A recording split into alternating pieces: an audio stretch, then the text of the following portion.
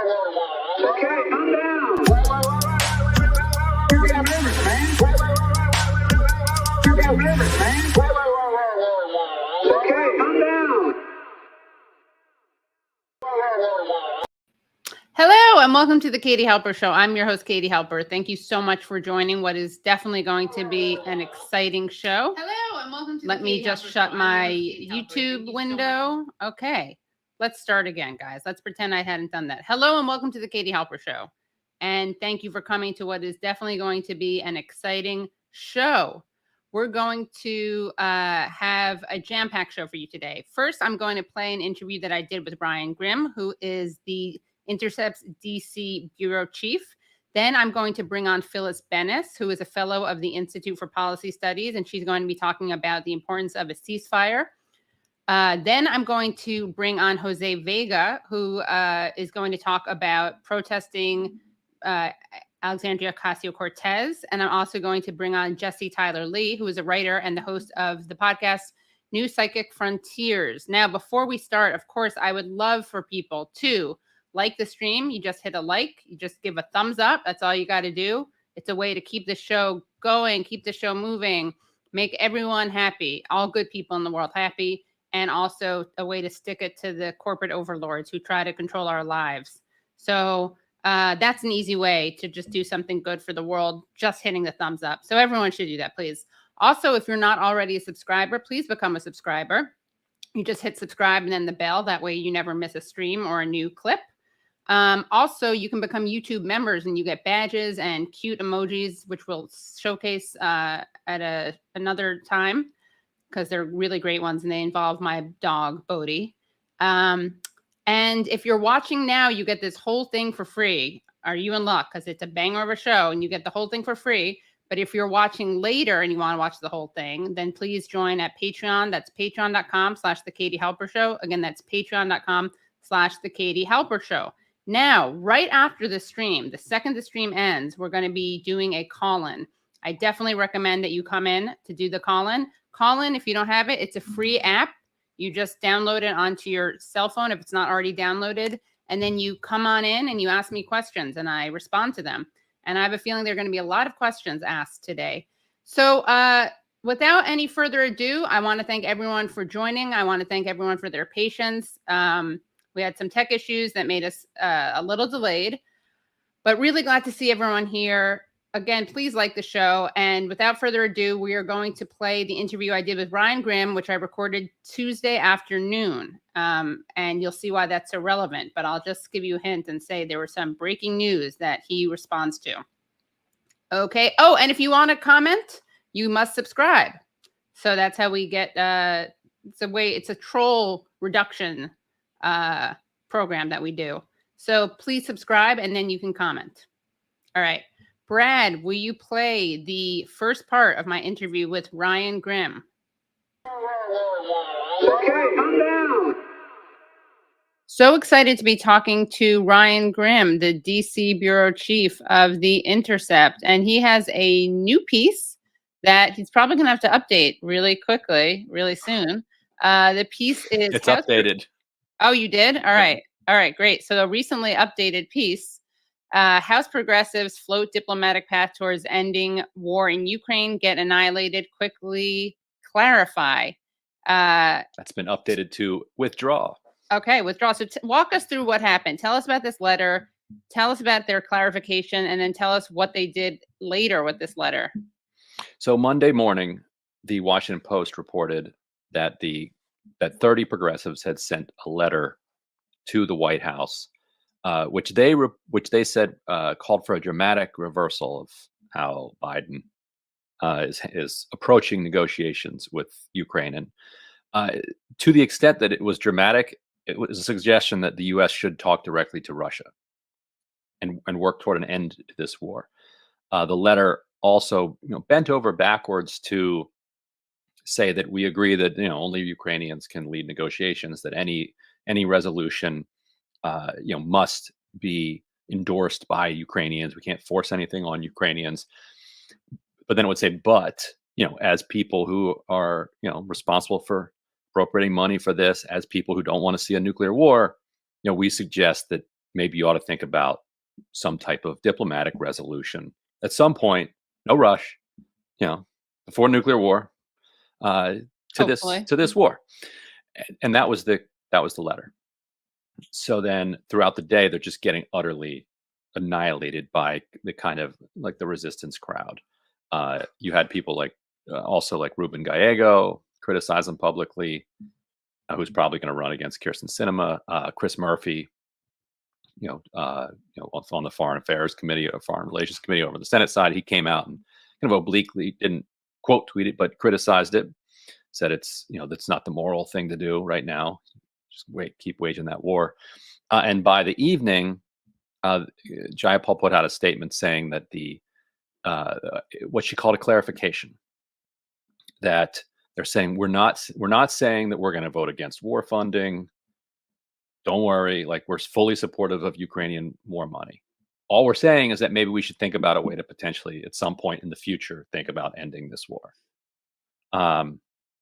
Then today, this afternoon, a new statement came out from Jayapal, which looks to be, it says like on behalf of the Congressional Progressive Caucus, but there's no evidence that kind of this was like a CPC vote. This seems like something that Jayapal did, saying that staff had sent an unvetted letter and that they were hereby withdrawing their letter. So big never mind. And she also said, I think I have it here, that like the thing that they were really sad about is that people interpreted them as agreeing with Republicans. So they wrote, because of the timing, our message is being conflated by some as being equivalent to the recent statement by Republican leader McCarthy threatening an end to aid to Ukraine if Republicans take over. It's actually not what McCarthy said. He said, in the middle of a recession, people are not going to want to give Ukraine a blank check with no strings attached. Slightly different. The proximity of these statements created the unfortunate appearance that Democrats, who have strongly and unanimously supported and voted for every package of military, strategic, and economic assistance to the Ukrainian people, are somehow aligned with Republicans who seek to pull the plug on American support for President Zelensky and the Ukrainian forces. I just noticed this now, but pull the plug just gave me a flashback to cut and run. Do you remember that phrase? That Republicans during Bush era, whenever a Democrat would say anything that wasn't 100% supportive of everything Bush was doing in Iraq, he would say that y'all just want to cut and run. Interesting. So pull the plug is a new cut and run. Yeah. They say nothing could be further from the truth. Every war ends with diplomacy, and this one will too after Ukrainian victory. Okay. The letter sent yesterday, although restating that basic principle, has been conflated with GOP opposition to support for the Ukrainians' just defense of their national sovereignty. As such, it is a distraction at this time, and we withdraw the letter. But if the problem is that it was conflated publicly with Republicans, I don't see how that's staff's fault. But anyway, right. So what I do know, and what I've been able to gather in the last couple hours, so Mark Pocan yesterday said this letter was drafted in July. I don't know why it was sent today. And if you look at the letter, was he a signatory? Yeah.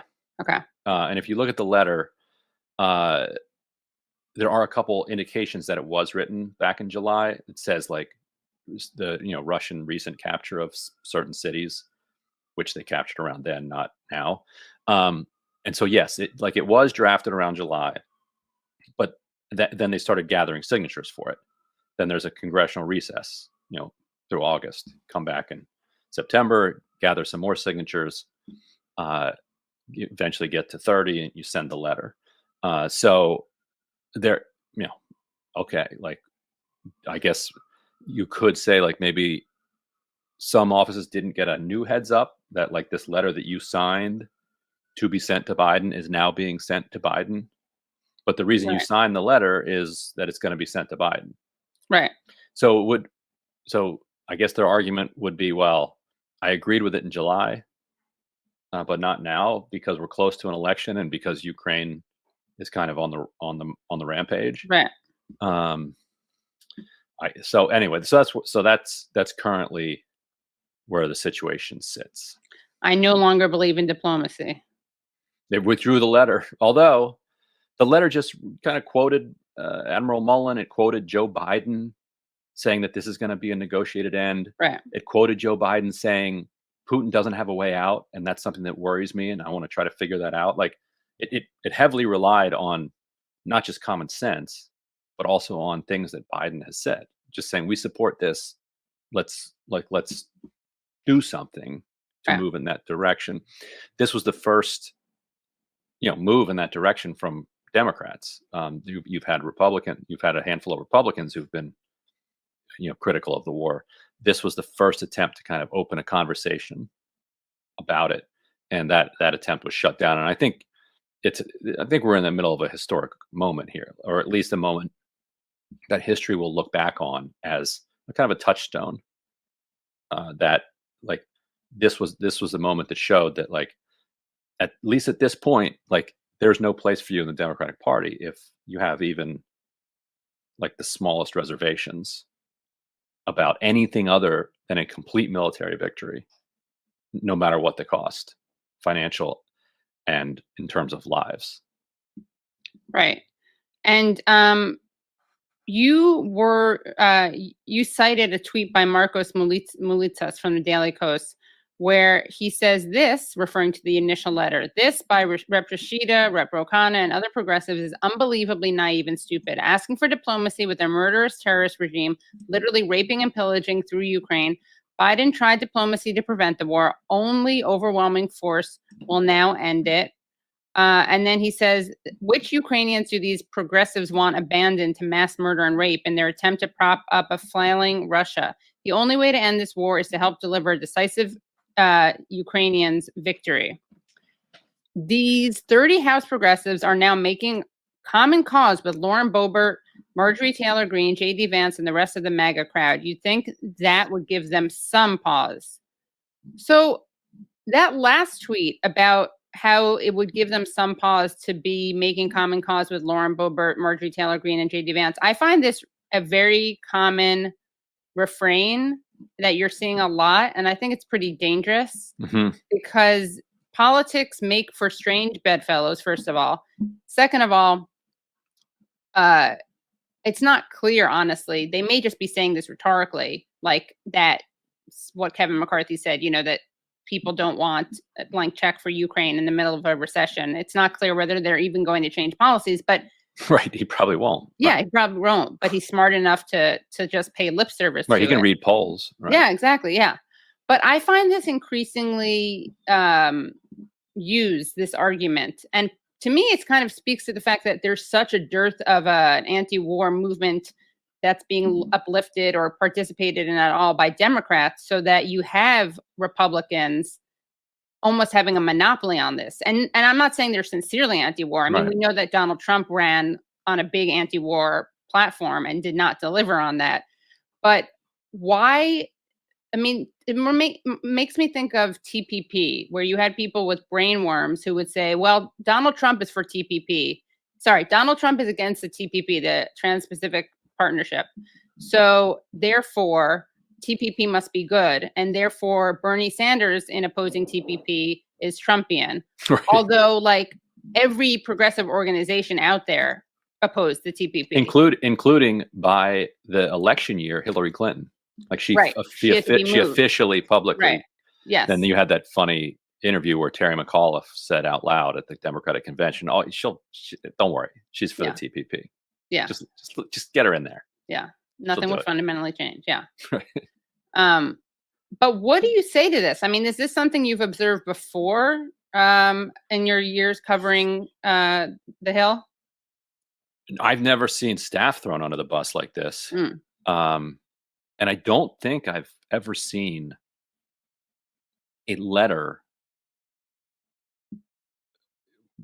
completely withdrawn under fire within 24 hours.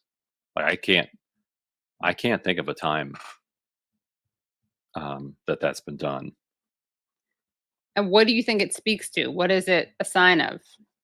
Well, I mean, in the immediate term, it's a sign of the complete shutdown of any discussion of anything other than full military support for the war in Ukraine. There's also, I think there's also, it's like the House Democratic Caucus has become kind of unmoored from the kind of online left in a way that I think is not healthy. Like there's sort of like, back in the blogosphere days up through even until, let's say, a couple years ago, there was a push and pull between kind of online commentariat and the progressive wing of the Democratic Party. Usually the online commentariat was criticizing them for not being, not pushing hard enough, really, going hard at centrist Democrats, trying to, and try to buck up and put steel in the spine of the progressive wing. That was kind of the symbiotic ecosystem that existed for a very long time. That feels broken, and it feels like the kind of online conversation at this point is taking place here, and then what House Democrats are doing is over here, and there's very little overlap between the two, which is ironic, given that for the first time in 20 years there's a bunch of people that call themselves democratic socialists, and you would think that type of transformation would have brought things closer together. Right. Instead, it's produced this like rupture where the kind of like the House caucus is just doing what it wants, and the kind of like the kind of left wing of the progressive caucus has like, it's like, they're going to get hammered like ruthlessly from the centrist wing, but there really isn't much of an ecosystem out there that's going to like have their back in those fights. And so I think, functionally speaking, they're just avoiding a lot of those fights. So how could it be different? Or I guess, why is there that disconnect? Can you speak more about that? So you're saying there's DSA, right, which has grown. So you have an actual, you've a left that's to the left of the Democrats that has grown significantly. You had Bernie. You have demands for things like Medicare for all, which have become kind of de-radicalized, right? They're more part of the mainstream. But this isn't translating into that many policy changes? Well, it's not translating into any kind of give and take between, like, think about it, like how much did the kind of online commentariat talk about anything that Congress was doing throughout 2021? Yeah. Like, not much, right? And how do you think that could change? Well, it probably can't, because they're not gonna do anything. No, this, I think this could have been like a big moment. Like, this could have been a moment where you had an outside progressive kind of ecosystem that said, look, this is by no means everything we want. Like, this is not threatening to vote against funding. This is not being critical of the war effort, but it is opening a conversation into which we can bring our own voices, which then creates more of a conversation, which then eventually gets to a place where we're talking about ending this war and saving thousands, maybe millions of lives.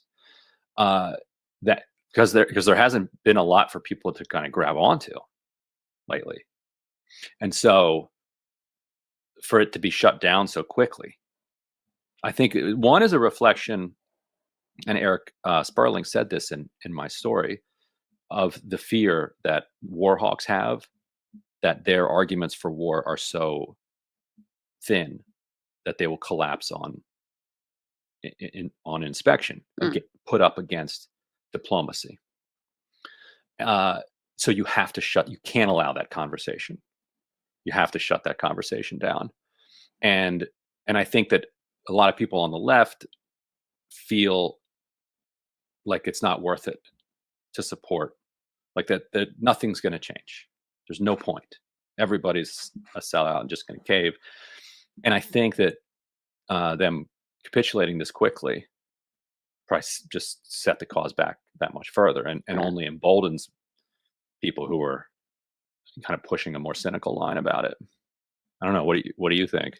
I don't know. I mean, what could it look like? I'm trying to think what it could look like for, like, let's make the most wholesome politics can work argument, right? Like the Right. So opposite the of way cynical. the way it would work is you'd put this letter out with 30 people, right? And then you'd have this is a fantasy world, but it's the world that basically existed in, say, like 2009 during pushing for Obamacare or whatever. You'd have every or Syria when Obama was threatening to attack Syria in like 2013 or so, like the online left like kicked into gear and just and had people on the ground kind of pushing every single Democrat and Republicans to say, no, do not do this, and then Obama felt pressure and said, you know what, okay, I'm not going to launch these attacks. I'm going to let Congress decide. And there was so much pressure on Congress. Congress was like, we're not doing it.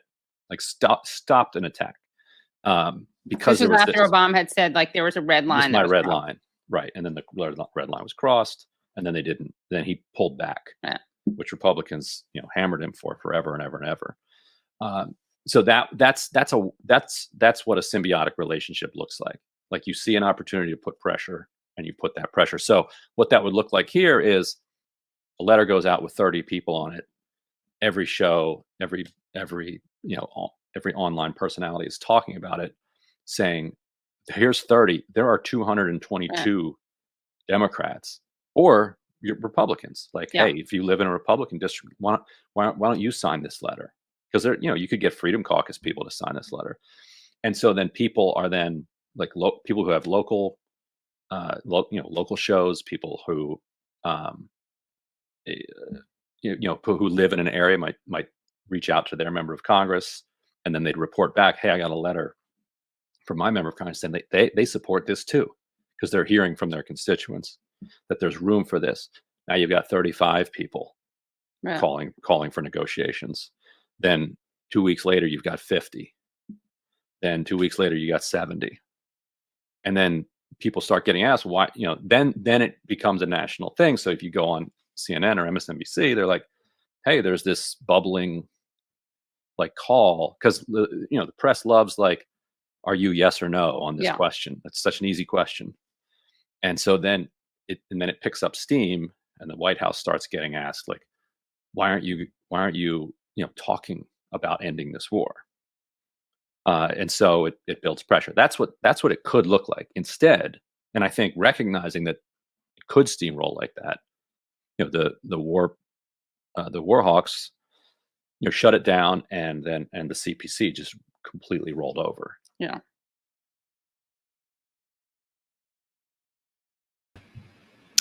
Well, that was my interview with Ryan Grimm, which was recorded earlier on Tuesday. And I'm about to bring on our next guest, who is going to be joining us live right now in studio. Just a reminder, please do like this stream. It helps us reach more people, more viewers. Also, please do subscribe. Hit subscribe and then hit the bell. If you would like to see this full stream, please become Patreon supporters at patreon.com/The Katie Halper Show. If you're watching now live, you're in luck. You get to see the whole thing. But if you want to see the whole thing and you're one of the people watching later, you can find the whole thing at patreon.com/The Katie Halper Show. It's also a way to help make sure that this show keeps going. And so we really appreciate all your support. Now we're going to bring on a couple more guests. And our first live guest is Phyllis Bennis, who is a fellow of the Institute for Policy Studies, where she directs the New Internationalism Project. Her books include Before and After, U.S. Foreign Policy and the War on Terror. In 2001, she helped found the U.S. Campaign for Palestinian Rights and now serves on the National Board of Jewish Voice for Peace. So, welcome, Phyllis. Thanks very much. It's great to be with you, Katie. Thank you. Thanks for joining. The last time you were with us was in February, and you had written a piece about, let's see, what was it? It was February 25th, you had published a piece called Respond to Putin's Illegal Invasion of Ukraine with Diplomacy, Not War, for Foreign Policy in Focus. And spoiler alert, that did not happen. And so I want to ask you about where we are now, months later. But before I do that, is there anything you want to respond to in what Ryan just said? Well, I'm glad that we're going to actually talk about what is going on and not just the internal workings behind the scenes with the congressional letter. But there was one thing that Ryan said that I did want to touch on. He talked a lot about the movement, and that is really important. That's at the core of this. But I think Ryan perhaps referred a little too much to what he called the online commentariat, which is a component of our movement. It's by far not the only part. It's not the biggest part. It's not the most influential part. And it, particularly if we look at communities of color and other more marginalized communities, I think that it's not as representative as some parts of the movement are. If we look, for example, at the work of the Poor People's Campaign, which is bringing hundreds of thousands of people out into the streets across the country, organizing state by state, city by city, not mostly, on occasion, yes, but mostly not big national meetings, but smaller local groups that are taking up all the issues that are fundamental to the poorest people in this country, which includes militarism, the cost of militarism, the $65 billion we've already spent on the war in Ukraine, and the other $50 billion that's now under discussion in Congress. People have a lot to say about that, but also issues of poverty, racism, et cetera, the climate. So I think that we just need to have a broader vision of what our movement is. We have a lot of work to do, and I don't think we always do such a good job in figuring out the relationship between how our movement operates and how our political champions in Congress are expected to operate. They're members of Congress at the end of the day. We should not be taking our leadership from them, for one thing. The movement needs to lead itself from outside and try and hold our members of Congress accountable. Sometimes we do better at that than other times. Sometimes we don't do so well. But I do think that the question of how much support we really can provide to members of Congress who are willing to take what clearly is a political risk, as we saw here, the vitriol with which they were attacked, including by parts of the left, bring out how significant it is when our movement is itself divided. You know, this is not a situation that we have seen in the past, whether it was the war in Iraq, Afghanistan, others, where the movement, however broadly you defined it, may have had differences on how to oppose US intervention in the war and who our allies are in opposing intervention, but everybody opposed US intervention in those wars. Everybody wanted the wars to end. That was very different than what we face now. We also saw this in Syria. I think that I would disagree that the online progressive movement played a good role in the Syria war. I think at that time it was quite sectarian in some of the things that happened. And one of the results was a great deal of pulling back from other activists who said, I don't want to get too close to that. It's really a toxic environment. Yeah. And instead, we had people on the ground who were actually mobilizing in communities, big national organizations like the Poor People's Campaign, like Move On, like People's Action. There's a host of them that are doing really deep organizing work in communities that are not relying on online work alone. Online work is very important. That's how Move On got its start. It's how other organizations get their start, but it can never be enough. So I think that we need to look at ourselves rather self-critically about what our movement is not doing enough of yet, both to protect members of Congress who are willing to take risks for even small steps. This letter was very important, but if you take a step back from it, it was a small step towards the right things. They raised the issue of a ceasefire. That's crucial. They raised the issue of diplomacy. It didn't really go very far, and yet the attacks on them were vicious. So it's not surprising that, given that we were not in a position to protect them, that they pulled back. It's unfortunate, of course, and we are going to pay a price for it. But right. I think that we have to put it in that context. Why do you think it is, and I kind of brought this up with Ryan, why do you think it is that it's so much more divided now than it was with Iraq, for instance? Well, I think the easy answer, and it's not the whole thing, but a part of it is, who launched the war? Yeah. For people who cut our political teeth, depending on how old you are and which generation you're from, you either cut your political teeth on Vietnam, on the wars in Central America, on the anti-apartheid movement, or on the post 9/11 wars. In all of those wars, anti-war definition focused on challenging U.S. policy. Okay. And because we were here in the United States, that was and is our obligation.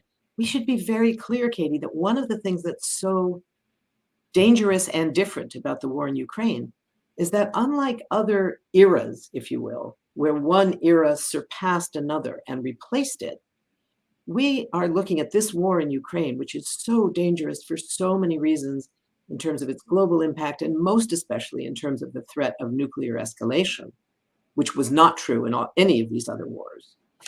But what we're also seeing is a very different scenario where the United States, which we've become accustomed to challenging, we don't always do it very well, we don't always win, but we know who we're trying to change their policies, who we're trying to reach. And we are here with an obligation for that because we are taxpayers and some of us are voters in this country, those of us who are citizens.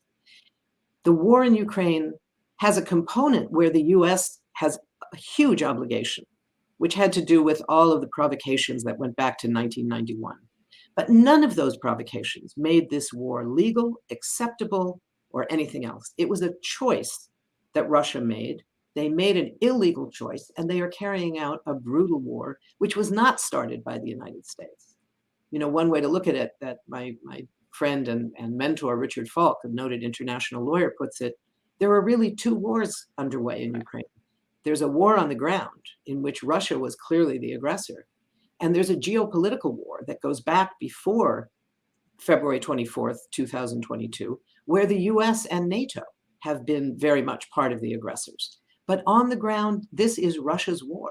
That's not a question, but it has made it much more difficult for people in this country, some of whom are simply resistant to looking at the difference between a war that was launched by the United States and a war that was launched by an opponent of the United States. So all of that makes some of this more difficult, but it doesn't make it any less crucial for us to come up with answers to these difficult questions. So what are the answers? What has to happen now? Well, that's a critical question. And ironically, it's one of the things that this letter from the 30 members of Congress mentioned just in passing at the end, which was the need for a ceasefire. We need an immediate ceasefire. We needed an immediate ceasefire on February 25th, the day after the Russian invasion. We needed a ceasefire throughout the period when Russia was seizing more territory in Ukraine and trying to occupy the country. We need a ceasefire now when Ukraine is on the offense and is seizing back some of that territory. But the cost is extraordinary. We start, of course, with the human cost for Ukrainian civilians. Thousands of people dead, tens of thousands of people injured, homes destroyed, millions of people now. I think it's up to 11 million people who have been forced out of their homes.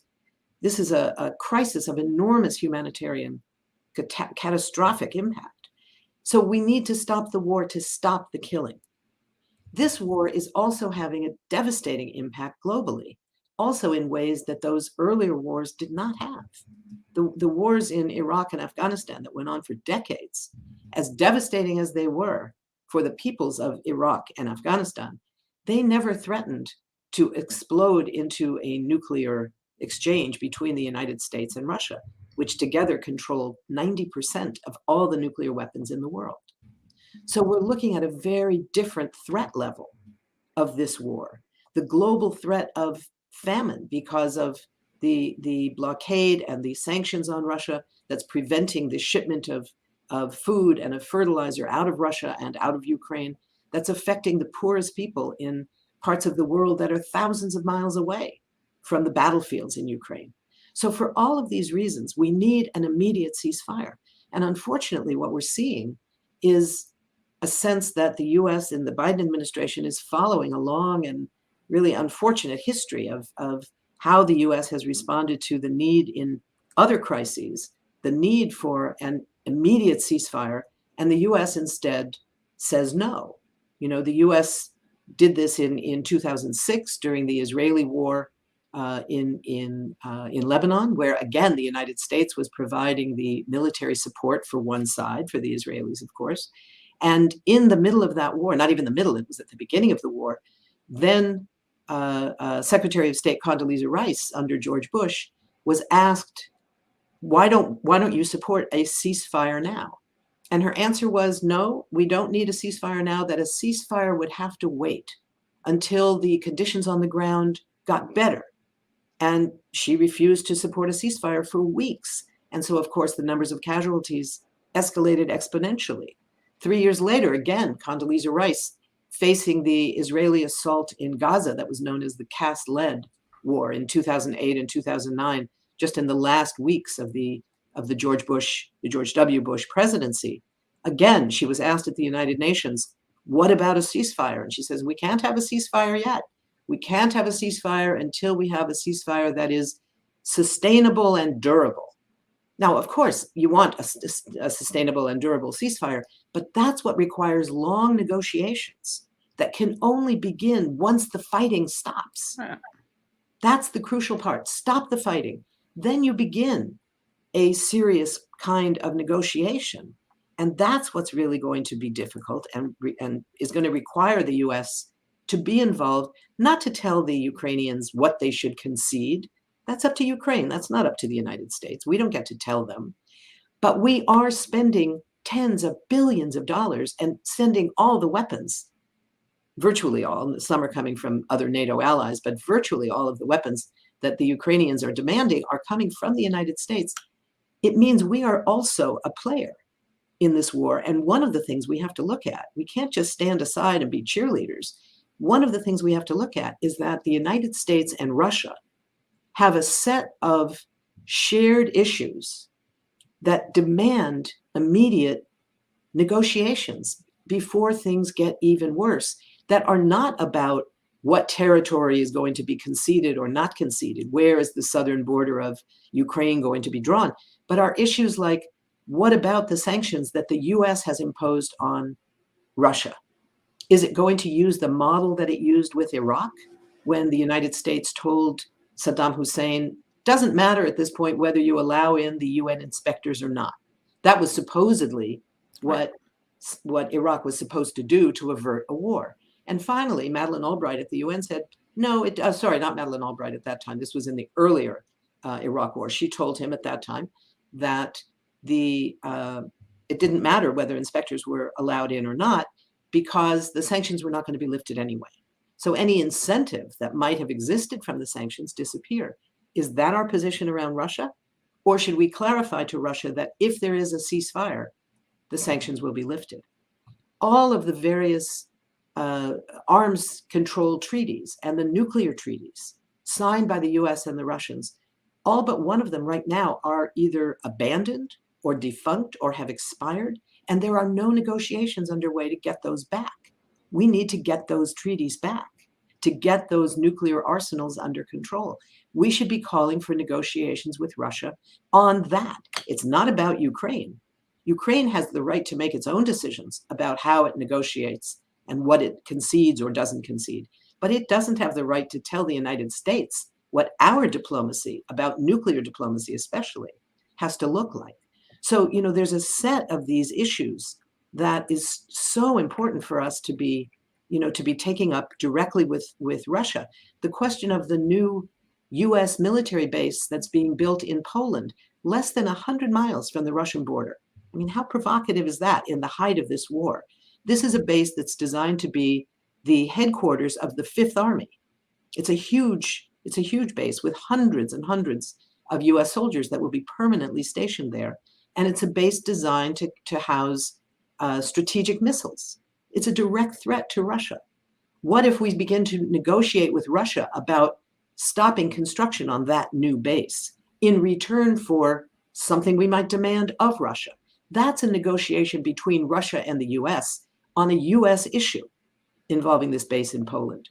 That's not telling the Ukrainians what they should be negotiating when there's time for negotiations to end the war on a permanent basis.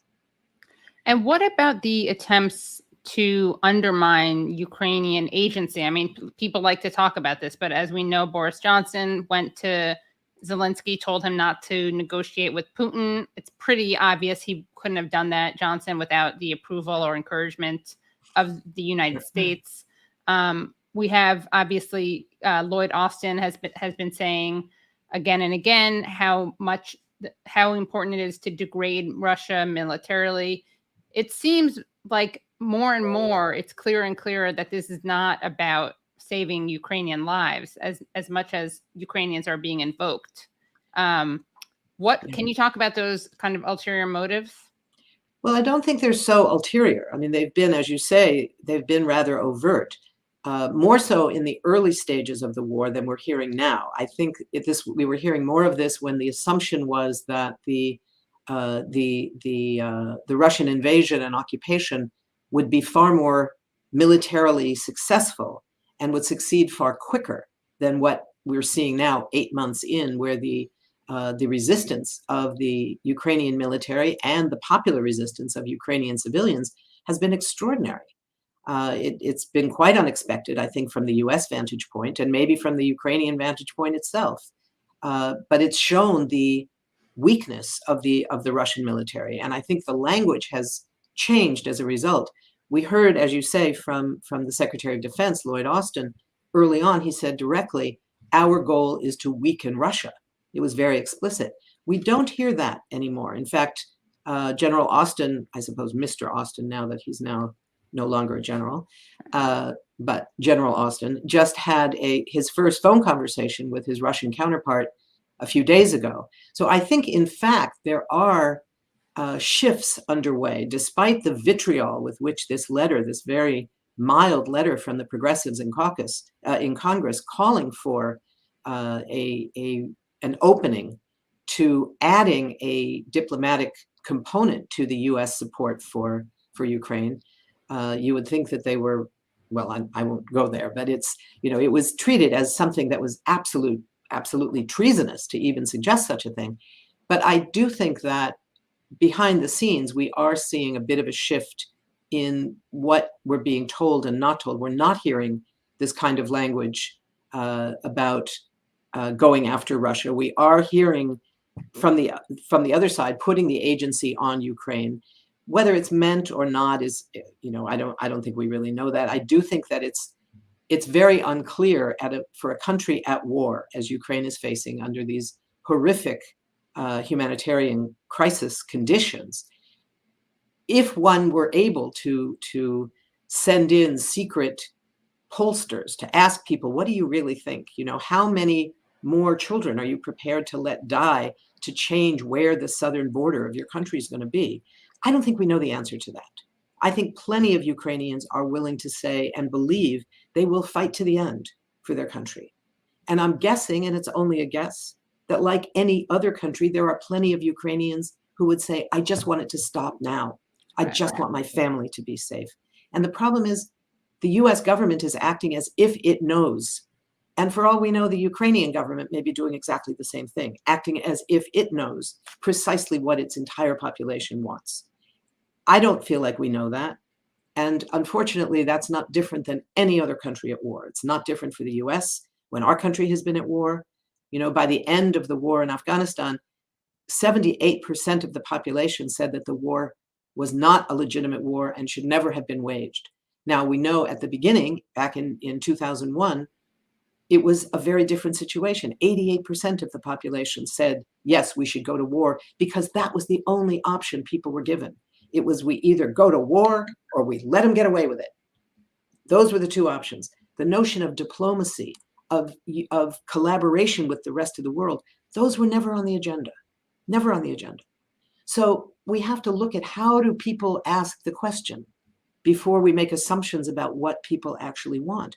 And I think the notion of recognizing the need for an immediate ceasefire and the need for diplomacy, not only the Ukrainian diplomacy, which does have to be led by Ukrainians, we also need US-Russian diplomacy, because we are facing what could be a global catastrophe if there is even, putting aside the intention of either military power, either nuclear power, either Russia or the United States deciding to move in some drastically irresponsible way with a nuclear weapon. Putting that aside, how these things can escalate out of control We all know the sayings about how it's so much easier to start a war than to end a war. And once you're in a war, the other side has a say. We have to take that very seriously. Yes, we have to take seriously Russia's reckless threats about using using nuclear weapons. We also have to take very seriously the consequences of our own government over the last 3 administrations, spending billions and planning to spend $1 trillion in modernizing our nuclear arsenal. So all of these are threats. And imagine if we have somewhere out on the Black Sea from either side, a US sailor, a Russian sailor sees a flare in the night at 3 o'clock in the morning and panics and doesn't know what to do and makes a move to fire back. Right now, the US and Russia don't have what they had in Syria at the height of the war there, where they had a military hotline to call off their own threats to the other side, to make sure that when the US was about to launch a major bombing raid against Raqqa, for example, against a city in Syria that the US basically destroyed just after the Russians basically destroyed Aleppo. Both didn't care. Neither the Russians nor the Americans cared how many Syrians they killed. They didn't want to kill each other because that could escalate. So they had this military hotline where a US general could call his or her Russian counterpart and say, there was a mistake just now. This was not aimed at you. We're not trying to get your people out of there. We don't want to kill you. And a Russian general could do the same thing, call his or her counterpart in the US and say, get your people out of Aleppo. We don't want to hit anybody. And it worked. It worked. They killed on both sides, I don't know how many, but hundreds and thousands of Syrians in that case, and Iraqis in another case, but of Syrians. But they didn't kill each other. You didn't have any Americans killed by Russians or Russians killed by Americans. And that prevented it from escalating. They don't have that kind of a hotline in Ukraine. So it's a very dangerous moment. And if we don't take that seriously and we only look at exactly the conditions on the ground inside Ukraine right now, we're putting ourselves in a far more dangerous situation for the whole world. One thing that I think has been clarified, though, is that I think Putin didn't actually threaten to use nuclear weapons. There was confusion around that. I think people thought he did, but it was different types of weapons. I think one could argue as far as I know, he didn't use the word nuclear, but I think it was a pretty clear threat nonetheless. It was clear, knowing that between the US and the Russians, they have more or less the same number of, they have both in the area of 43 to 4,500 nuclear weapons each. When he talked about the other weapons that he has available, that nuclear weapons, as well as other non-conventional weapons, whether chemical or biological, all of those are threats. The same as the United States has all of those weapons and has used versions of them over the years.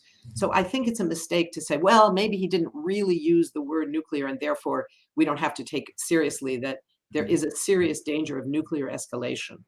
Again, not necessarily because Putin has any intention of launching such an attack. I don't think he does, but that doesn't mean it can't happen. I don't think President Biden has any intention to do so. That doesn't mean it can't happen from our side as well. When those weapons exist, until they are completely abolished, when those weapons exist, there is the danger that they could be used. And that's an enormous danger. It's a very small chance.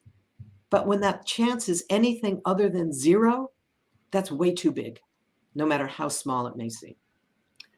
And I think one of the most irresponsible things we're seeing from the media is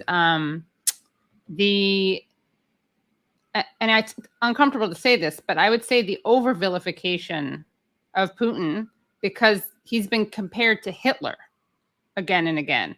And the takeaway from that is clearly you don't negotiate. It's this Munich, this is appeasement. Yeah. So can you talk about, the ways that this is, can you kind of shed light on how, well, first of all, he's not Hitler. That doesn't mean you like Putin, but I think it's pretty irresponsible to suggest that he is. but also how, regardless of one's thoughts on Putin, obviously you have to negotiate. I mean, people are saying you can't negotiate with him because you can't trust him. Well, if that's true, what's the end game? That's exactly the right question. What's the end game here? The notion that this is going to lead to some kind of World War II style total victory by Ukraine over the entire Russian military or the entire Russian government or something, and a surrender by Russia, I think is wishful thinking. That's never going to happen.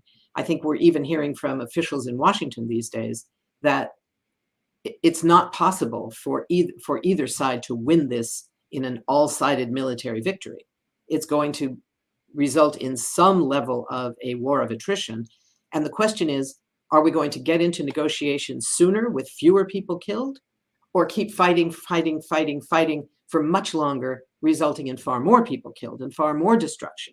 So those are the options. The options are not, we're going to fight till the finish, and the finish is going to be beautiful, and we're going to have a surrender somewhere and a flag raising, and it's all going to be great. That's not going to happen. So that's part of it. But the other part of it, I think, is important. I think it's always foolish to make these kinds of comparisons, whether it's comparisons to Hitler, comparisons to the Holocaust. Horrific realities that people at war, people whose countries are at war, have to live under are horrific. And comparing them to each other doesn't do any good. It is important to look at history. If we look at, not is Putin Hitler, but is Russia in 2022 an appropriate parallel to Germany, say, in 1935? And I would say absolutely not. Germany in 1935 was on the rise as a leading economic power. Its industrial might was unsurpassed in Europe.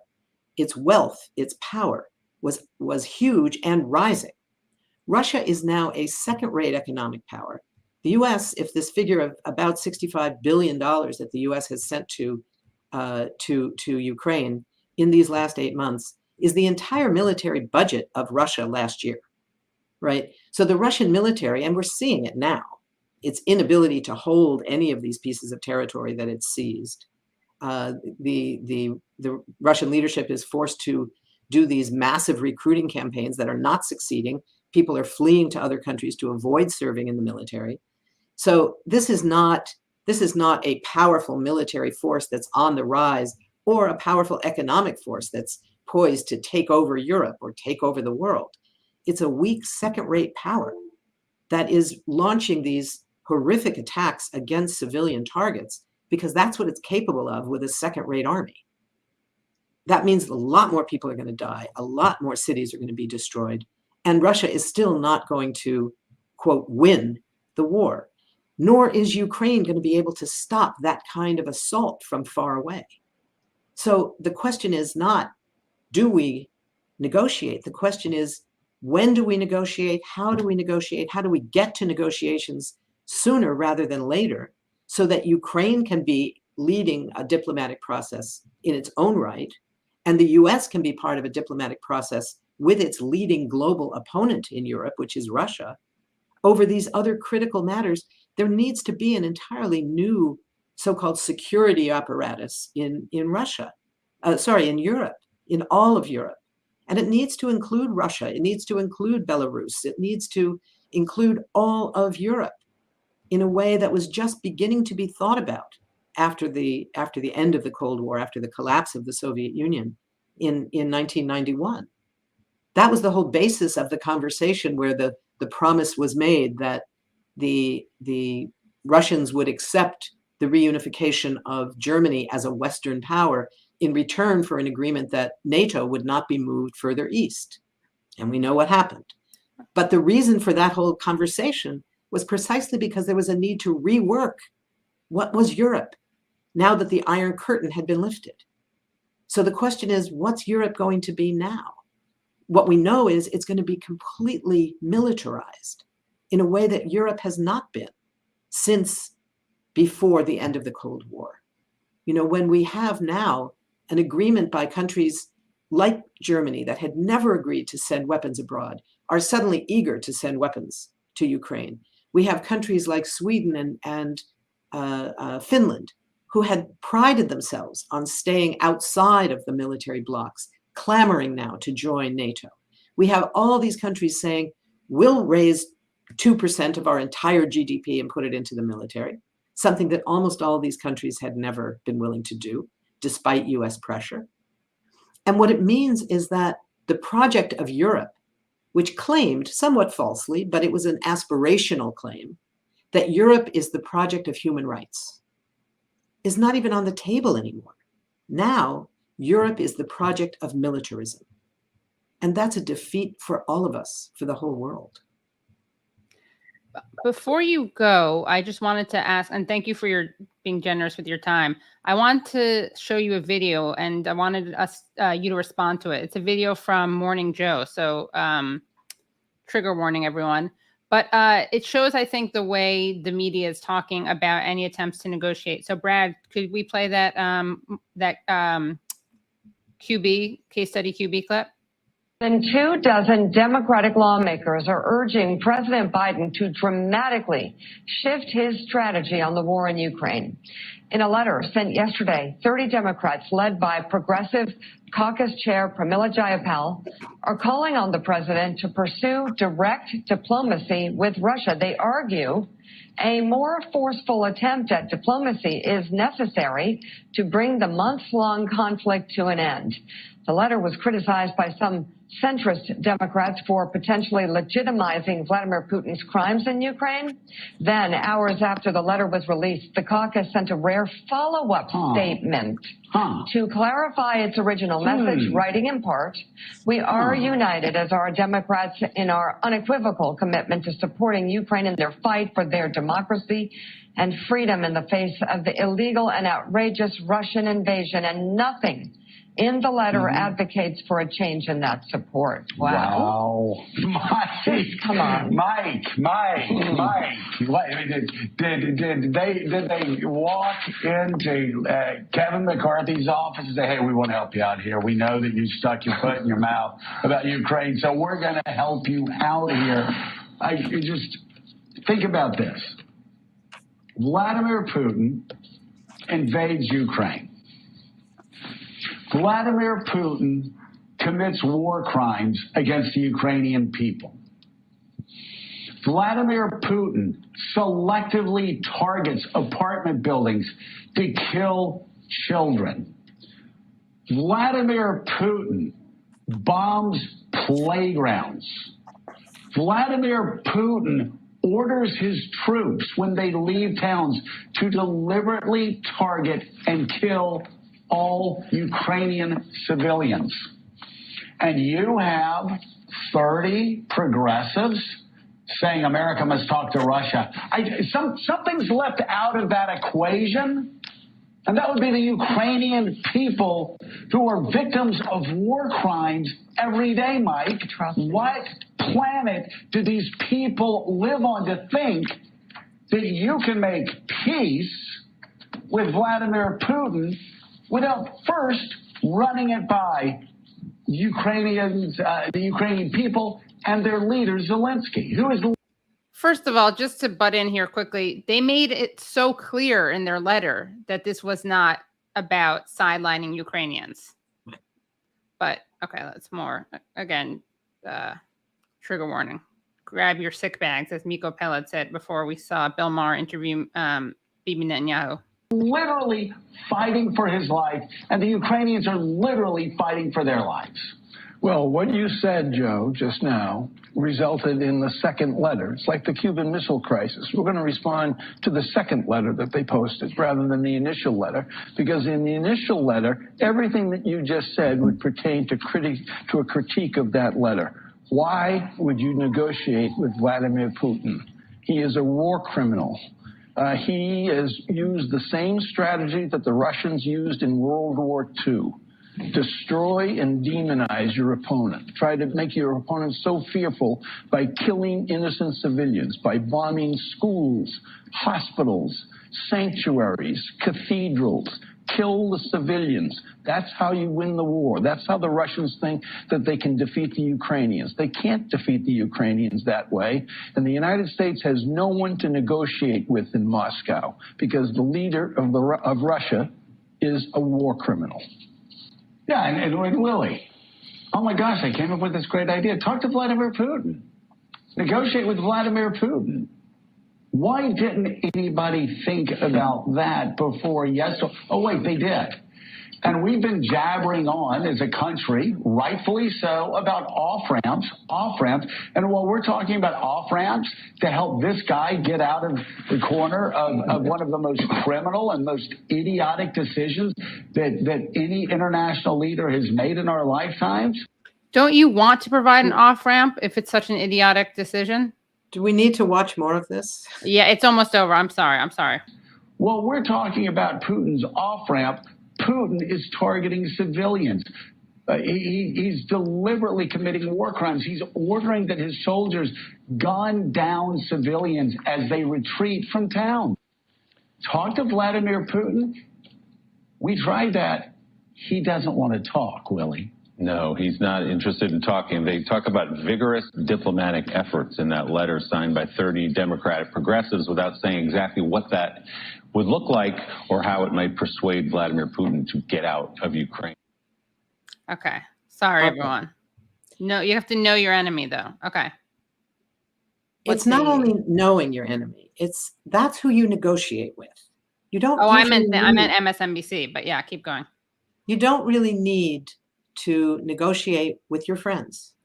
You need to negotiate with the side that's opposed to you, that you're trying to kill and that's trying to kill you. And it's because of that litany of crimes. It's horrifying.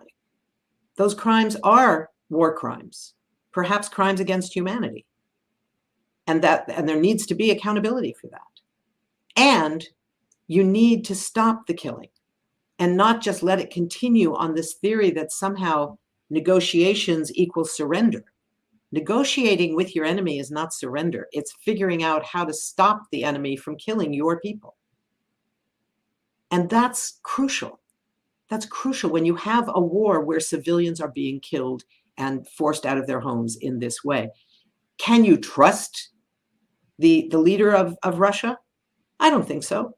Can anybody trust the leaders of our country? Not very often, if we look at foreign policy here.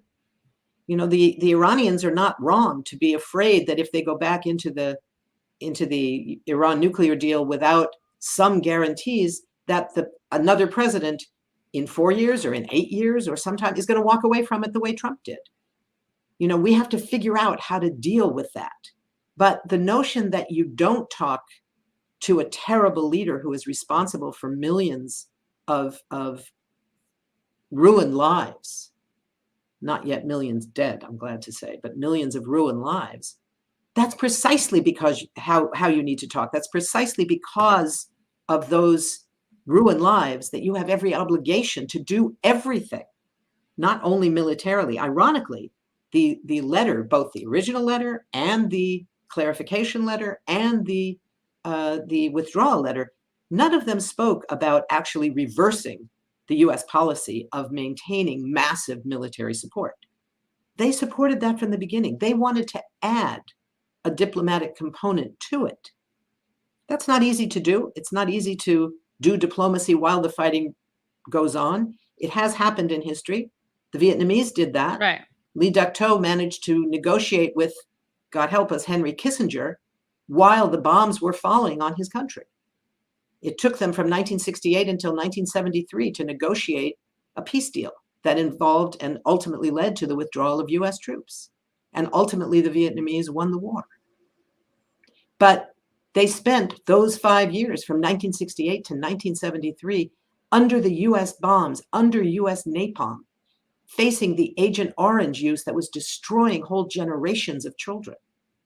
War crimes that our country was committing, and yet they negotiated. I don't know that I would have been brave enough to do that. but the Vietnamese were. I think probably people in Ukraine are as well. Whether their government wants to is a question. Whether our government will allow them to is another question. Whether our government will negotiate with our opponent on the issues that involve our relationship, like nuclear weapons. That's the critical question that comes back to why the US has to be involved in negotiations. It's not up to Ukraine to figure out how to manage these unmanageable arsenals of nuclear weapons that are capable of destroying our entire planet. It's up to us. It's up to the United States and the Russians. These are our weapons that we have used to hold the world hostage. And it's up to us to solve that problem. Well, thank you so much, Phyllis. Thank you. It's been a pleasure. Great. See you soon.